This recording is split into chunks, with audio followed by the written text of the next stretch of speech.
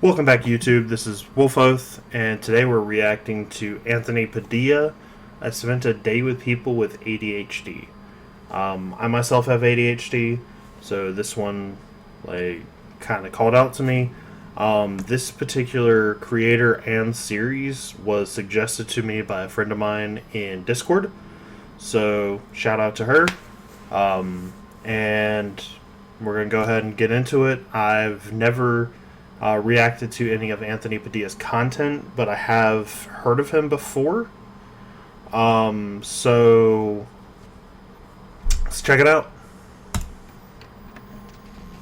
Attention deficit hyperactivity disorder, or ADHD, is a neurodevelopmental disorder that can cause higher than average levels of hyperactive and impulsive behaviors and may present itself as extreme difficulty sitting still for long periods of time or trouble focusing attention on a single task. The first recorded mention of ADHD dates back to 1902 when a British pediatrician described children who couldn't control their behavior like typical children. While People ADHD thought that is it more only commonly affected seen in kids. children, Yeah. the worldwide prevalence of adults with ADHD is estimated to be 2.5% or 200 million worldwide, with the dominance leaning toward males who are diagnosed 3 times as frequently as females. My name's Anthony Padilla, and today Did you just fall through? That's okay. That's good editing. I'm going to be sitting down with people who have ADHD to learn the truth about this heavily misunderstood disorder. Do those with ADHD simply have an extra step in dealing with and managing their hyperactive minds in order to achieve a life of contentment? Or do they find themselves relentlessly overwhelmed by distracting, impulsive thoughts, leaving them unable to function in the way modern society demands of them?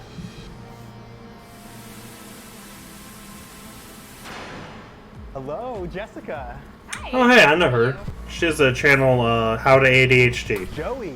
How are you doing? Follow her content. She's really good. I like her. Hey. Thank you so much for coming on here and teaching me about the world of ADHD. More than happy to. I wish somebody had taught me about the world of ADHD.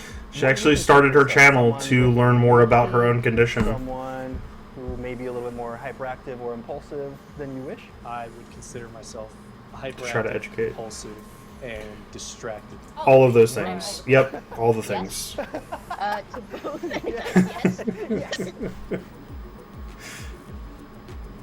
Can you describe what having ADHD entails? The big thing that I wish I had known sooner was how much it affects executive function. Yes, executive function is one of the biggest challenges for ADHD. And it's something not a lot of people talk about because it's not in the name. Attention deficit hyperactivity disorder. It's not in the name, so people don't realize that it's one of the worst things. It's what controls your ability to do things. Like, you have things that you think about and then you go to do them. And like that's the activation part in action. Working memory is very minimal. There's a lot of issues with it. We have very good long-term memory, very bad working memory. So having to because things constantly distract us from that short-term memory that we have, that it gets too full. It's like trying to open up way too many tabs, playing something that takes a lot of toll on your CPU, or on your RAM rather, and it's trying to keep all that in memory at the same time. Like, we're not running on 8 gigs. We're running on 512 megabytes. You know, it's not great, but emotional regulation issue. We have tend to have a lot of issues with emotional regulation, and effort. It's one of those things that if it's not engaging to your brain, our brains literally shut off or run in a different direction looking for stimulation. So that kind of bleeds into the focus part. But yeah.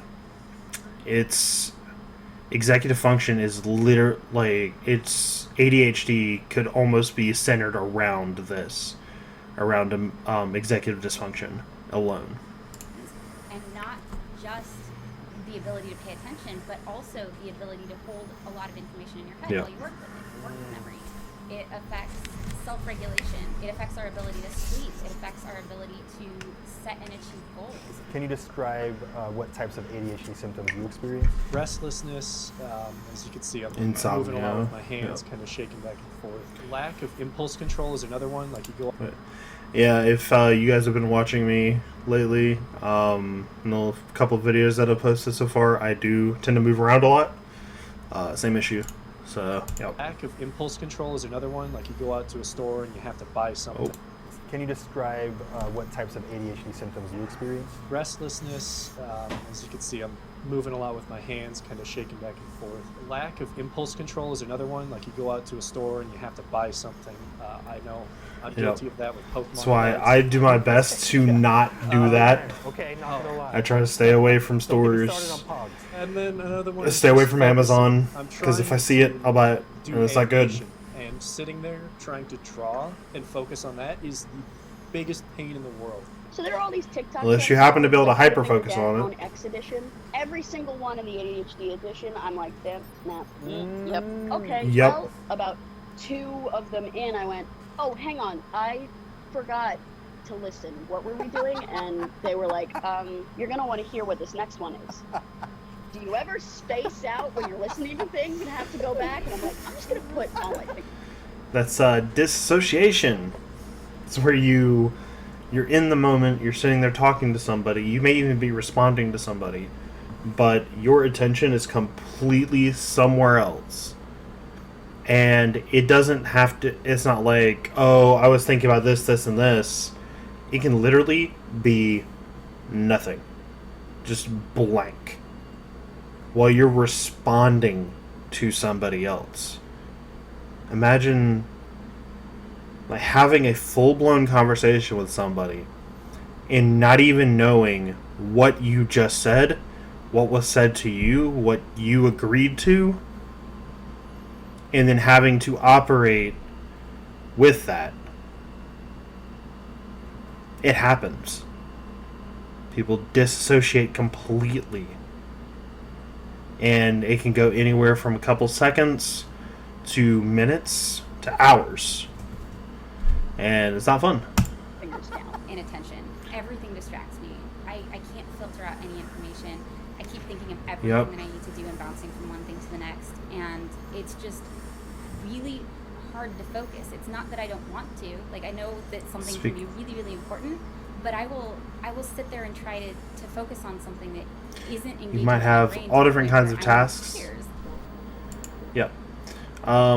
Like I said before, the whole brain shutting down thing, like you can try to focus on something and it doesn't matter how hard you want that you do it, it doesn't matter how much you want to, your brain will shut down.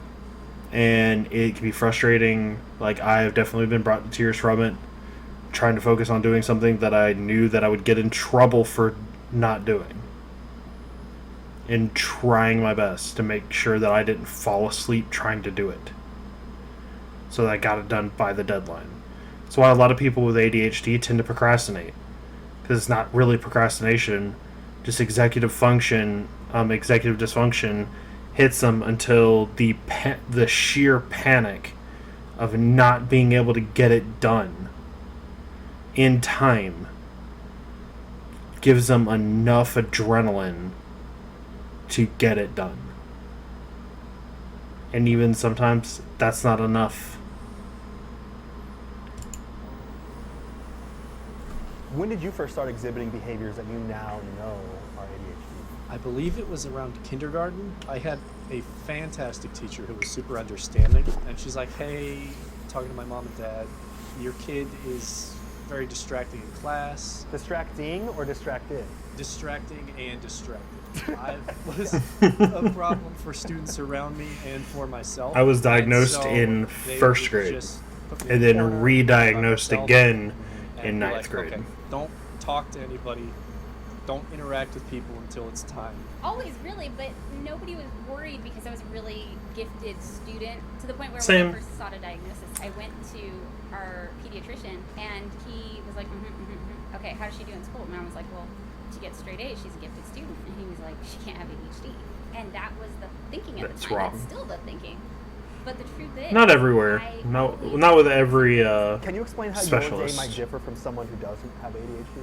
So when I wake up in the morning, I am trying to think about everything that I need to do for the next couple of days and then attempt to do it all at once. And generally what ends up happening is it gets overwhelming, and then I will kind of not really do anything with my day because I'm trying to do too much. So it's kind of like you can't compartmentalize, like, this is something that I could do this hour, this is something I could do this hour. Yeah. You think of everything you have to do, and then you can't stop thinking about how you have to do all of it at once. Or if there's like a specific thing that's distracting you and you go down that rabbit hole, because Hyper-focus. you can either be focused on many things or you can Yep. be hyper-focused on one thing, which may not be the most productive thing. Can you recall any big moments in your life that were clearly shaped by having ADHD?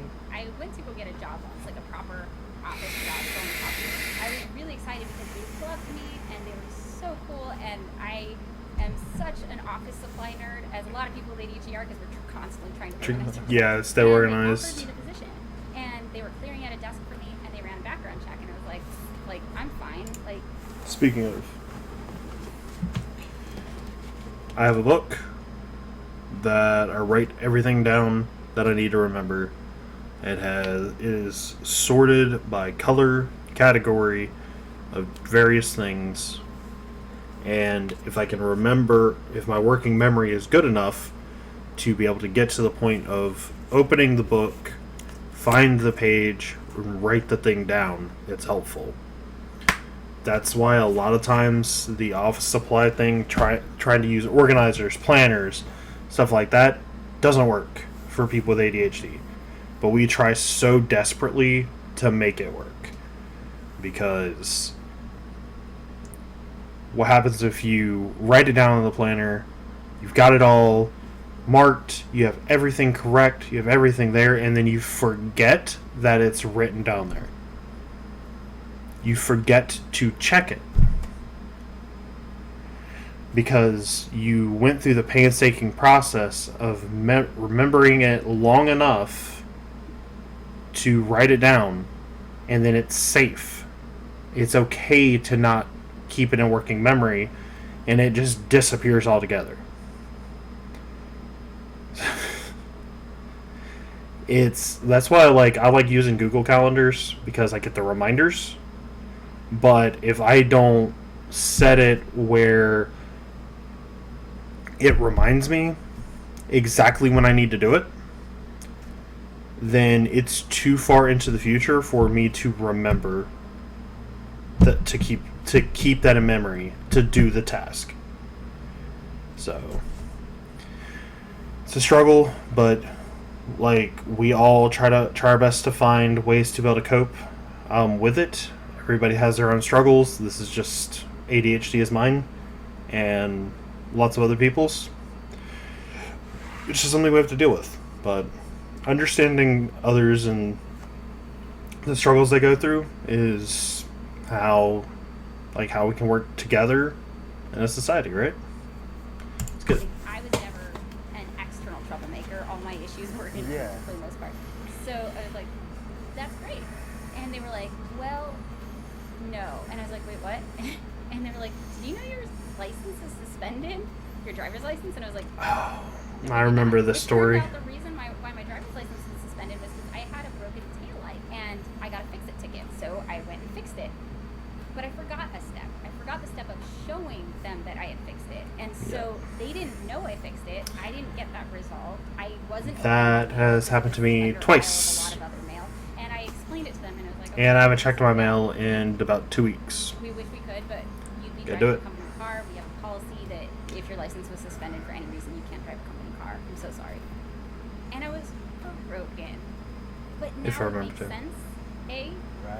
Why all Yeah. that happened, and why I got so many parking tickets, and why I got towed so many times, and why I jumped into relationships that weren't good for me and ended up getting divorced, why I chased so many careers that I couldn't actually make progress in any of them. Yep. This all makes sense now. I've read enough research and I understand. Understanding the condition helps helps you understand a lot about your own And, symptoms. yeah, I got distracted and yeah, I took medication, but everything else was just me failing as a person, like It's not- failing to be not the case. a proper human being, I guess. And now it all makes sense.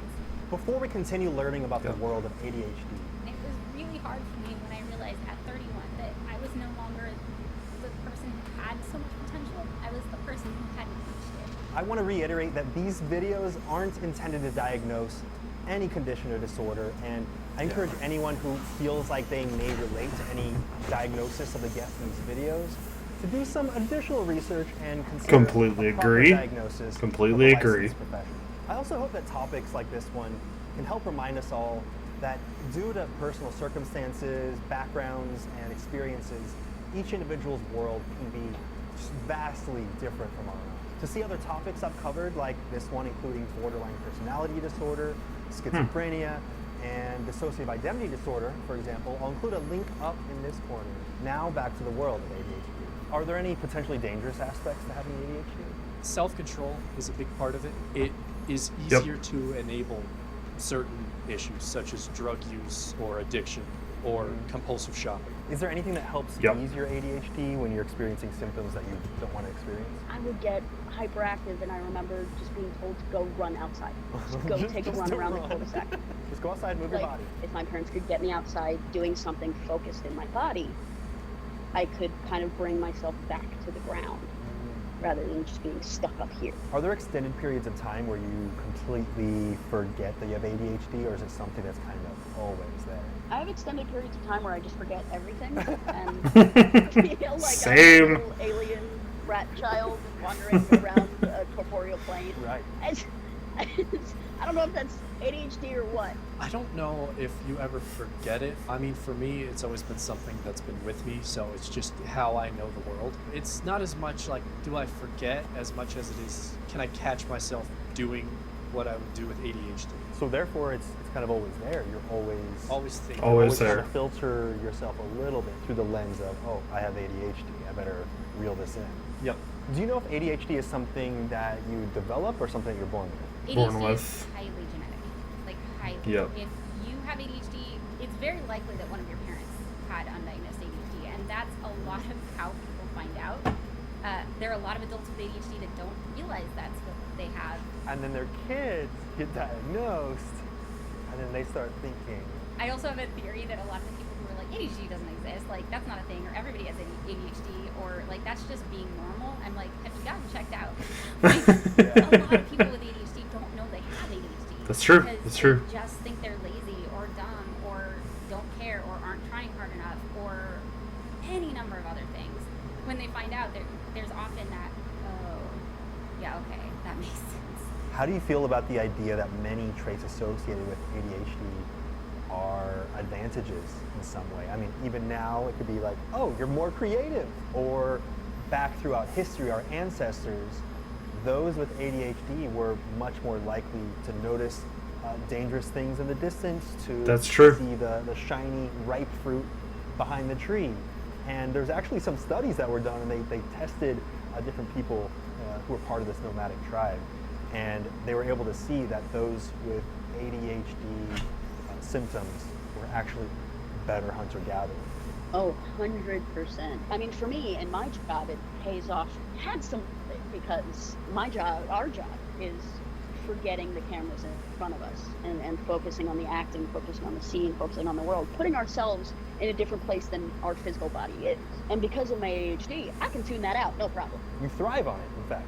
I play characters that don't have ADHD. I play characters that can stand still for hours at a time. And so it's a fun challenge to slow down and sit still and speak methodically and purposefully, because it's a game. Yeah. It's a game to mirror It's called what masking. I've grown up watching, Yep. but not have to be that always. Like It's called masking. Disguising symptoms and appearing to be normal to other people who do not have the same condition, because it's them seeing the symptoms and having to make sense of them is sometimes very difficult and unpalatable, whereas it's just easier for us to, for brief moments of time, pretend like, no, we don't have those issues, and we just swallow them down. It's not the best, but it's how people with various conditions are able to operate in normal society without appearing to be other, right? Yep. I thought I did when I was a kid. Hey, wanna play some video games? I know I do. I haven't seen the sun in years. So... That was a weird commercial. Diagnosis. Do you remember when you were diagnosed? Timelines are really hard for me. Timelines. Okay. So Yeah. maybe ADHD was when I was 6, but that. I just remember I was in first grade. Depression at 5. Oh God, I don't know. I like how you were just the poster child of ADHD trying to answer that question right now. I really was. I'm like, wait a minute. Hold on. I was diagnosed, I think, in kindergarten. I had to grow up a bit faster than a lot Yep. of the kids my age, because dealing with the addiction counseling and learning about chemical neuroscience, all that, it was very eye-opening, and it put a lot of things in perspective, like how all the drama during high school and all that stuff is not really that important. So as a kid, you started having to think about the way your brain works. You had to start thinking about what it could mean for Yep. your future instead of just all... So I never was involved or cared or was worried about the stuff going on in As high much school as I like wish I that. could have been. Well, I was diagnosed when I was 12. I ended up getting diagnosed because my cousin was diagnosed with ADHD, and then they looked at my cousin's mom and was like, you have a lot of these symptoms too. And then my parents looked at me like, hey, you're a lot like your aunt. Like, let's take you to get checked out. Do you take any medications or anything like that to help? The one that worked for a long time was actually a narcolepsy medication. How did that help? Brain chemistry is weird. They were using it for narcolepsy, and then some ADHD people tried, and they were like, hey, this works for me. And they were like, oh, okay, fine, let's try it for ADHD people. I took my first dose of Concerta in first grade, and then up until 7th grade, I was on that. And then I did the neurotherapy, and they're like, this is kind of messing with your head a little bit. And I personally enjoy not being on drugs like that. It made a huge difference for me. I like who I am without that, but I'm starting to realize that it's not such a bad thing, because especially trying to focus nowadays, I'm trying Adderall again, and took the first pill, and immediately felt reminiscent of that time. And I'm like, I don't know if I want to do this. It must be hard though for you because you have to constantly have that internal battle of, do I just want to feel like myself despite myself being easily distracted and whatnot? This. Or do I want to be able to focus and kind of not like who I am when I'm on this drug? And So that is the same thing that I've dealt with. I took Ritalin in the early years after I was diagnosed, and after Ritalin, I was pulled off of it, and I took other ADHD medication. In college, I took Adderall, and I decided that I didn't want to be medicated. I wanted to get off the medication, and I have been for a very long time at this point. And there's definitely a lot, like, there's definitely a huge difference between the two. Like, I still think that I should get back on Adderall. But it's something that it has its benefits, but it also has its drawbacks. Like you said, it's like, I don't know about that, right? Because you're not yourself. You become somebody else, somebody with a different brain. Your brain doesn't work the same. Which, while ADHD definitely has some debilitating aspects, it also has some very beneficial aspects. Things that are not just beneficial to daily life and career, but in society in general. Like, there's a reason that it has existed to this point. Like, it's an evolutionary trait, and one that actually made it because it was a good one. But in today's society, trying to fit in with normal things, it can be very difficult. But things like this, doing YouTube, being able to just hyper-focus into doing reactions and going into editing and doing the editing and putting out videos and getting the dopamine from people watching it and people enjoying the stuff that you're doing, that's stuff that keeps me motivated to keep going. Because it's following that dopamine. And as long as I take a step back, don't get myself burned out, don't try to do 12 videos a day, everything's fine. Right? But I don't think I would trade it for being neurotypical, honestly. I'm fine with who I am.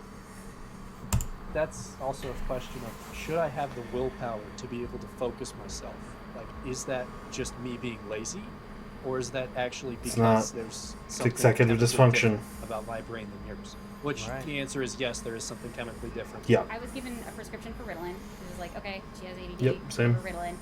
And the first time I took this pill, I remember thinking it was like putting on glasses for the first time and realizing I could see. How did that feel, seeing the world in a different way? It was amazing. My brain was calmer. That's how I I felt on Adderall. didn't have absolute chaos swirling around in my brain. I could focus on what I wanted to focus on instead of what my brain wanted me to focus on. And I even could make friends. I started doing better socially too. I started feeling more confident, and it helped a lot. What about some of the lesser known symptoms of ADHD, like rejection-sensitive dysphoria? Rejection-sensitive Oh, dysphoria is yep, a term that's that's a one. coined by Dr. William Dodson, based on the fact that we tend to be very sensitive to rejection, which is thought to be part of emotional dysregulation in general. Yes. It's not just that we're really sensitive to rejection, it's also that we are really quick to frustration and anger. We're really quick It's to true. excitement as well. We feel emotions really strongly because our brains don't really regulate them well. And do you think that that's inherently part of ADHD, or do you think that any part of that is growing up and being rejected by so many people because of your traits associated with ADHD can amplify that? The actual rejection sensitivity is heightened, I think, because of the experiences with rejection that we have. But this is kind of new. We need to do more research on this to really fully understand it. How do It's you wish definitely our a society newer would part of a perceive newer and treat those with ADHD? understanding I wish that of it. society understood that But having it's ADHD well supported. means we really are working off of a different operating system. Our brains work differently. So you can't expect somebody with ADHD to behave the way that somebody without ADHD would behave. I wish people would let go of the idea that you should be able to, because we don't know enough about the brain, and we don't know what someone should be able to do because they're not us. Bees Inc. wants to know how you deal with the internal fatigue of masking and that fear of unmasking. Yep. Masking Yep. is Yep. when Yep. you try and suppress your natural state of being and your symptoms so that you can fit in. I'm Yep. really lucky that since I have this YouTube channel called How to ADHD, I don't have to mask in my daily life, hardly at all. And I've done that in social situations too. If I feel like my excitement and exuberance gets shut down, I kind of check out. I can't do it. And some people If you are can't better be at it than yourself, others. Some people are then really what's good the at point? masking. But it's to Like- me so draining that I'd rather not be there than Yep. have to pretend that I'm something I'm not. Ezra wants to know how Completely agree with discouraging that. it is to hear adults say things like, oh, they have so much potential, but they're just not applying themselves. It hurts so bad to hear that, because it's when someone tells you you're wasting your potential or you have so much potential, it makes you feel like, even though you're not living up to their standards, it makes you feel like you're wrong for that, which is inaccurate. You are the only one who can judge Yep. your own potential. You are the only one who can, live up to your own expectations, and you have to accept yourself for Yep. where you are and where you get to. And if that's not all the way to the top of your expectation list and it's only here, that's fine. And maybe you'll get to here one day. And if you don't, that's okay. It can be really hurtful because then you go your whole life trying to be the person. Trying to live up to somebody else's You go your whole life expectations. Trying to be the person you think you're supposed to And Yeah. it was really hard for me when I realized at 31 that I was no longer the person who had so much potential. I was the person who hadn't reached it. That was hard. Were you able to take a moment and realize that all that potential still was there? Yeah. I knew all the potential was still there, but I hadn't reached it. I didn't know how to reach it, and I was out of time, or I was running out of time. You know, I was so behind in life. And I think a lot of people feel the weight of, I'm behind, so I haven't done the things that I was supposed to do by now, so now I have to do the things I'm supposed to do now, and all the things I should have already done, and we take... Okay, I need a break for a second. Oh, wow. So I just turned 31 this year and have experienced the same sort of thing over the last year or so.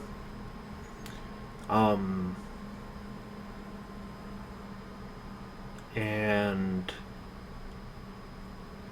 really the idea that no, you're not just somebody who had so much potential, and because, you know, gifted student going through school, straight A's, doing great, then all of a sudden running into all kinds of issues in adulthood and trying to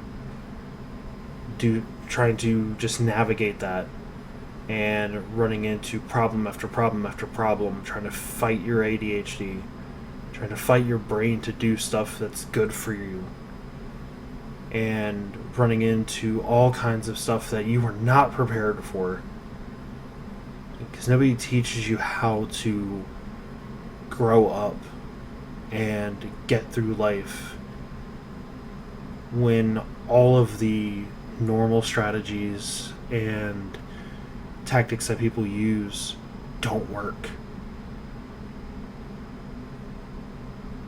And I've come to realize that no, I do have a lot of potential. I still have a lot of potential. I haven't reached it. I haven't peaked. I didn't waste my potential. I still have it. And that's what drove me to start this YouTube channel. I made several other changes in my life, and I'm pushing in that new direction. And hopefully I find it, you know? But I'm not going to give up. That was really heavy, though. That's good. Take on more and more in an effort to catch up, I think. And it doesn't go well because the same things that got in our way then are getting in our way now, and we're trying to do more. So it's really hard. Yeah. Green Thing wants to know why you think so many women slip through the cracks as children in terms of getting a diagnosis.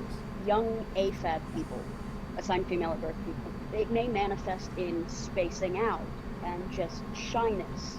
And so they go completely under the radar because it just shows up as a shy little girl when really it's a kid struggling. Right, because it's all internalized. Yeah. Young AMAB people end up being overdiagnosed because young boys are like expected to be hyperactive, and so of course this little boy has ADHD. He's jumping off the walls. And it's interesting because society does kind of encourage those young boys to be loud and rowdy and roughhouse and whatnot, and then those girls they're encouraging to be more timid, to keep more of those feelings internalized. So that probably explains why it's diagnosed differently between the two. Because hyperactive AMAB people were kind of the template for the longest time of what ADHD is, that made it extra easy to overlook anyone who didn't have the same symptoms, including AMAB people with different symptoms, like the shyer, the lonelier, the sort of more reserved AMAB people would be written off as young boys with personality disorders, not ADHD. Are there any aspects to having ADHD that you are kind of thankful for? The creativity, for sure. Yeah. That and being able to kind of strike up a conversation with people, learning the art of small talk alongside ADHD makes a huge difference. Because I am not a fan of small talk.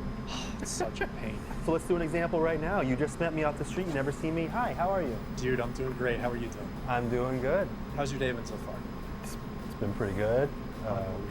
Just being able to Good jump job. from Yeah. topic to It's topic, gotta have grabbing the Yeah, information and that then the you other hook person's me. feeding And you. I want to talk about myself, and there's nothing I like doing Yep. more That's than it. talking about myself.